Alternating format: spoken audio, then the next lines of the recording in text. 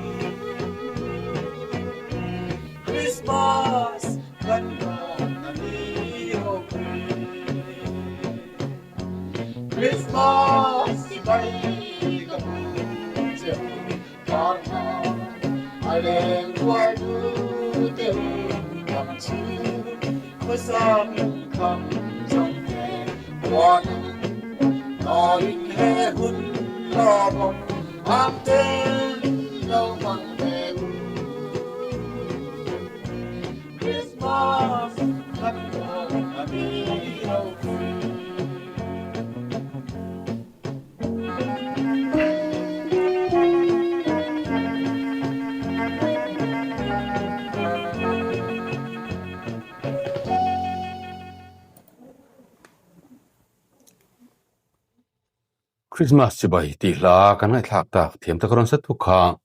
sidin thanga ani zanin enam salatan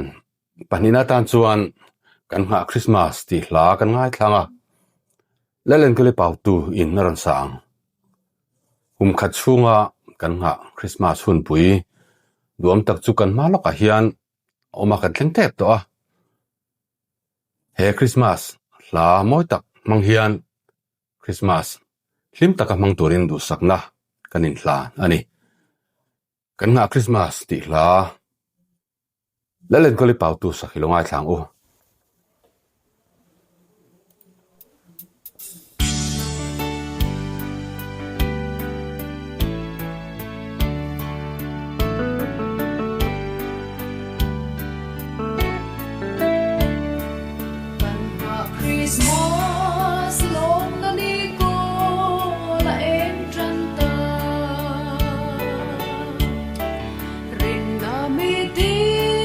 Tuna hian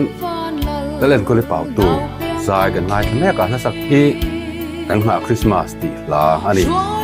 min tinlung le ti tak seta pathian an faka an zai te hi mai thak anwama ela po hi ngai chu ten in sim pui ngai ka bei sei ani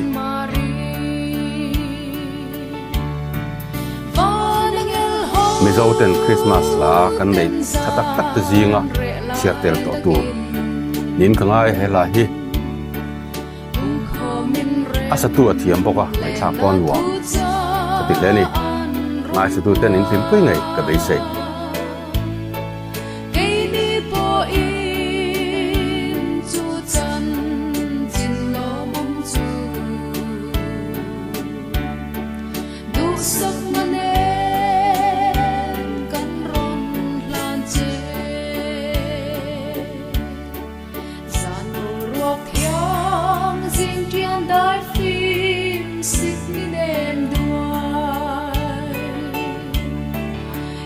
lâu rong lê khốt làng bầu ruộng lên về Christmas lệ bùm thar tur kir bên ni bi chiari nan her in rem te von ngel ho ten zan re lai ta kin ko min rem len na thu cha la hian Akashvani CRS ya YouTube channel yen meka tun ma All India Radio chi tuna Akashvani ita hi somdol kan ngai em ma upa zok te radio ngai sa tam tua lung len ve ngai ka be sia stila in cover ma son le hian radio hi kan kal san tai mo ti thu hian oma chu wang chuan zai remote nilovin YouTube channel hian te Facebook kal tlang ten ma mathar kan han la ve a ngai cha tu te ina min somdola min like saka comment le share te po min lo ti sapturin kan be sei cheu ani in la chan du zong te comment mangin nan changa kan nei zong te ni chuan rem chan dan ang mangin ron chua kan tum don ani Akashvani CRS ya hi FM za point pakara mai thak the ani radio kerlo point mobile at po na chuan FM hiam to a karte pat po om to boka yang chuan FM za point pakhat metara khan mai thak the kan ni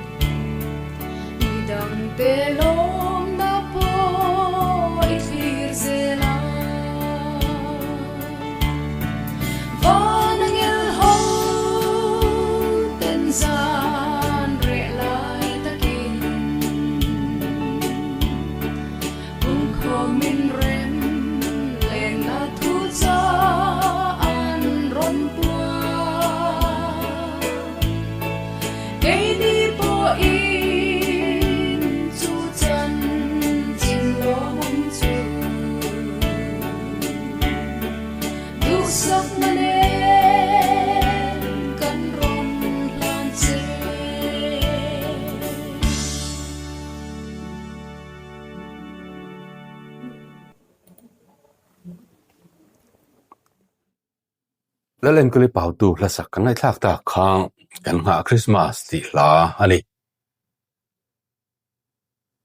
Christmas la moi tak tak ngai thak mek ni hi Akashvani sia ha ani FM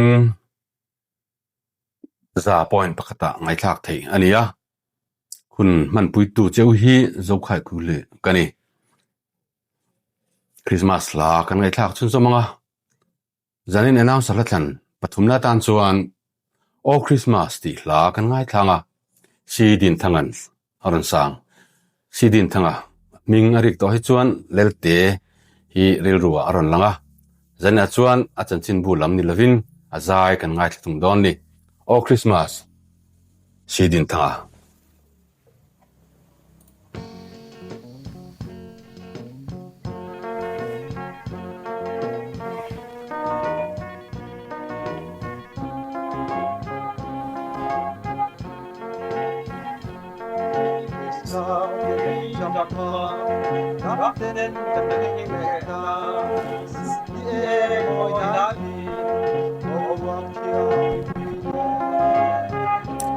Tuna hian